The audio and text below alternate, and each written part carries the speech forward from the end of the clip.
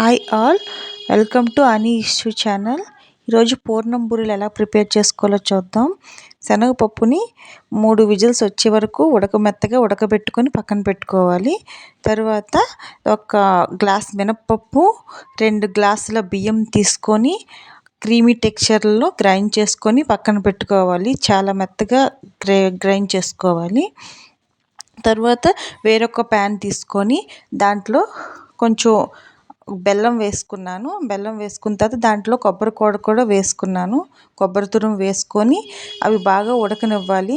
బెల్లం కరిగి కొబ్బరి తురుము ఉడుకుతున్నప్పుడు ఇక ముందుగా ప్రిపేర్ చేసుకున్న శనగపప్పును కూడా బాగా మెత్తగా చేసుకొని దాన్ని కూడా ఈ బెల్లం పాకంలో వేసుకున్నాను. ఇది బాగా కొంచెం కలుపుతూ ఉండాలి. కలుపుతూ ఉంటే ఉడుకుతూ ఉంటుంది. అలాగా దగ్గర పడుతుంది. పాకం అంతా శనగపప్పుకి బాగా పడుతుంది. కొంచెం గీ వేసుకున్నాను. గీ వేసుకొనేసి కలుపుతూ ఉన్నాను. ఇక బాగా దగ్గర అయిపోయింది. దగ్గర అయిన తర్వాత ఒక ప్లేట్లో వేసుకొని చల్లారబెట్టుకొని బాల్స్ లాగా ప్రిపేర్ చేసుకోవాలి. చూసారా బాల్స్ ఎంత బాగా వచ్చాయో.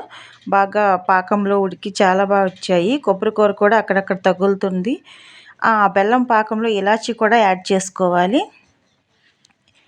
అన్నీ బాల్స్గా ప్రిపేర్ చేసుకున్న తర్వాత ముందుగా మినప్పప్పు రుబ్బుని తయారు చేసుకున్నాం కదా, దాంట్లో కొంచెం సాల్ట్, 2 స్పూన్లు పంచదార కూడా వేసాను. తర్వాత ఈ బాల్స్ని అందులో వేసుకొని స్పూన్తో వేసుకుంటే బాగా వస్తాయండి. అందుకే స్పూన్తో ఒక్కొక్క బాల్స్ని ఆ రుబ్బులో అడపెట్టుకొని అందులో వేసుకున్నాం. నూనెలో వేసుకున్నాం. బాగా కాగిన నూనెలో వేసుకోవాలి.